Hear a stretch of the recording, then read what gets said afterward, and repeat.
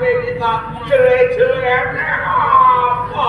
Wonten malih Kyai nggih, wonten malih. Malih. Nggih.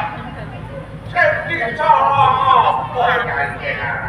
Ya niku kisah pitaka boten wonten Kyai nggih. Wedo ilang.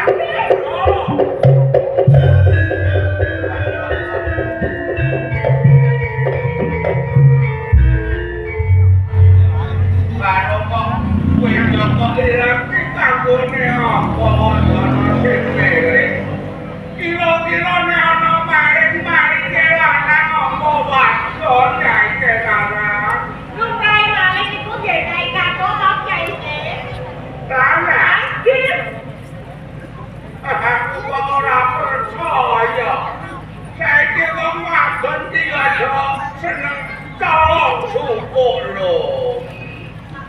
Iki aja kuwatir Kyai Kenarang.